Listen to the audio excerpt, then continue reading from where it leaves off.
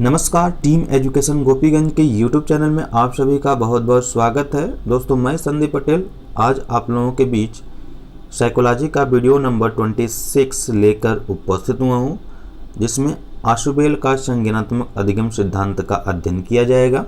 जी हाँ दोस्तों, आशुबेल का संज्ञानात्मक अधिगम सिद्धांत से यूपी टेट हो या सी टेट हो या अदर कोई भी टेट हो, जो भी महत्वपूर्ण बिंदु या जो भी महत्वपूर्ण क्वेश्चंस बनाए जाते हैं इस टॉपिक से, उनका हम आज आप लोगों के बीच बिंदुवार आप तक अवगत कराएंगे। तो आइए बिना देर किए हुए चलते हैं अपनी वीडियो में और देखते हैं क्या है महत्वपूर्ण। तो वीडियो का लाभ लेने के लिए वीडियो को अंत तक जरूर बने रहिएगा। वीडियो अच्छा लगे तो लाइक करिएगा, कमेंट करिएगा और शेयर करिएगा। आइए बात करते हैं आशुबेल का संज्ञानात्मक अधिगम सिद्धांत पर। दोस्तों, जो आशुबेल का संज्ञानात्मक अधिगम सिद्धांत है, इस पे जो महत्वपूर्ण टॉपिक आप तक पहुंचाना चाहिए वो हम आप तक पहुंचाने जा रहे हैं। तो इनका जो आशुबेल है, इनका पूरा नाम है डेविड आशुबेल। आशुबेल का जो पूरा नाम है, इनका पूरा नाम डेविड आशुबेल है। लिखा है, डेविड आशुबेल के द्वारा प्रतिपादित अधिगम सिद्धांत को आधुनिक संज्ञानात्मक सिद्धांत कहा जाता है। आशुबेल के द्वारा प्रतिपादित अधिगम सिद्धांत को आधुनिक संज्ञानात्मक सिद्धांत कहा जाता है। आगे बात करें, क्योंकि इस सिद्धांत का मूल उद्देश्य सीखते समय व्यक्ति की संज्ञानात्मक पक्ष का ध्यान देना होता है या संज्ञानात्मक पक्ष पर ध्यान देना होता है। आगे बात करते हैं, आशुबेल ने अपने सिद्धांत में सीखने की प्रक्रिया में छात्रों के द्वारा नए विषयों, नए पाठों को अपने पूर्व ज्ञान के साथ जोड़ते समय उनकी संज्ञानात्मक स्थितियों में आने वाले परिवर्तनों की चर्चा की है।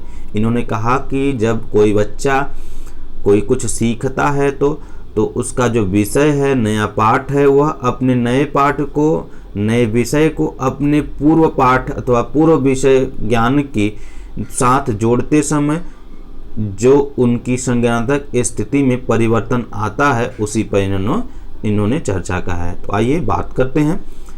मोस्ट इम्पॉर्टेंट टॉपिक यहाँ से शुरू होता है। आशुबेल ने अपने सीखने के सिद्धांत में कितने स्तर बताए हैं? तो आशुबेल ने कुल 4 स्तर बताए हैं। पहला कौन सा है? रटंत अधिगम, दूसरा अर्थपूर्ण अधिगम, तीसरा अभिग्रहण अधिगम, चौथा अन्वेषण अधिगम। तो आइए एक एक चीजों पर चर्चा करते हैं। पहला है रटंत अधिगम। रटंत अधिगम में आशुबेल ने क्या कहा है? तो देखिए, रटंत अधिगम या रट कर सीखना से तात्पर्य छात्रों द्वारा दिए गए विषय अथवा पाठ के अर्थ को बिना समझे यथावत उसका पुनरुत्पादन करना सीखने से होता है। सीखने से है या सीखने से होता है। रटंत मतलब आप अगर अपने बेसिक चीज़ों में देखा जाए तो रटने का मतलब यही होता है, जैसा लिखा होता है वैसे ही आप रट लेते हैं, उसी का उत्पादन करते हैं, उसी लिखे हुई चीज़ को पुनः आप रट कर या लगातार पढ़कर उसका उत्पादन करते हैं। इसमें इस अधिगम में ये चीज़ कहा गया है। अगला देखिए, इसी में निरर्थक पदों को सीखना, अक्षर अंक युग्म को सीखना, छोटे छोटे शिशुओं द्वारा नर्सरी कविताओं को सीखना आदि इस अधिगम के सिद्धांत में आता है। छोटे छोटे बच्चे हैं तो शिशु हैं, उन्हें क्या किया जाता है? कहा जाता है कि इसी शब्द को बार बार दोहराइए, इसी शब्द पर बार बार लिखिए। तो इस तरह से अगर देखा जाए तो यहाँ पर रटंत अधिगम स्थापित हो जाता है, जो आशुबेल के द्वारा दिया गया है। अगला बात करते हैं, दूसरी चीज अर्थपूर्ण अधिगम। तो अर्थपूर्ण अधिगम में अगर बात करें तो देखिए, अर्थपूर्ण अधिगम में होता क्या है? अर्थपूर्ण अधिगम को अर्थपूर्ण आत्मसात्करण भी कहा जाता है। आत्मसात्करण भी कहा जाता है। अर्थपूर्ण अधिगम को क्या कहा जाता है? आत्मसात्करण भी कहा जाता है। इस प्रकार के सीखने में छात्र किसी विषय अथवा पाठ को समझकर उसका आत्मसार करते हुए तथा उसे अपने पूर्व ज्ञान से सफलतापूर्वक संबंधित करते हुए सीखते हैं अथवा सीख लेते हैं या सीख कर लेते हैं। संबंधित करना सीख लेते हैं। अर्थपूर्ण अधिगम का सीधा तात्पर्य यही है दोस्तों कि कोई भी बालक अगर सीखता है कुछ तो उसे अपने समझ के द्वारा आत्मसार करते हुए अपने पूर्व ज्ञान के साथ सफलतापूर्वक संबंधित करना सीख जाता है।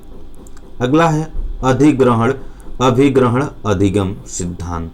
अभिग्रहण अधिगम सिद्धांत में छात्रों के समझ सीखने वाली सामग्री बोलकर या लिखकर प्रस्तुत की जाती है तथा छात्र उन सामग्री को आत्मसात करने का प्रयास करते हैं, परंतु यह आत्मसात रटंत न होकर समझकर होता है। किसमें दोस्तों? जो अभिग्रहण अधिगम होता है इसमें कहा गया है कि जब कुछ बोलकर, कुछ सीखकर, कुछ लिखकर सामग्रियों लिखकर प्रस्तुत की जाती है, सामग्रियों को प्रस्तुत की जाती है, तो उसका सामग्रियों का छात्र उन सामग्रियों को आत्मसात करने का प्रयास करते हैं और उसे समझकर सीखते हैं। हाँ, परंतु यह रटने पर बल नहीं देता है, आत्मसात बल रटन न होकर समझकर होता है। अगला देखें, अन्वेषण विधि में या अन्वेषण अधिगम सिद्धांत में आशुबेल के अन्वेषण अधिगम सिद्धांत की बात करें तो अन्वेषण प्रक्रिया से तात्पर्य छात्रों को उपलब्ध पठन पाठन सामग्रियों में से नया संप्रत्यय या नई नियम या नए विचार को खोज करके उस विषय से सीखना होता। अन्वेषण होता है कि आप कोई विषय वस्तु है, कोई उपकरण है, उसके द्वारा उसका प्रयोग कर हम नए ज्ञान को सीखने के लिए जो तत्पर होते हैं उसे ही क्या कहा जाता है? अन्वेषण अधिगम कहा जाता है, यानी खोज अधिगम कहा जाता है।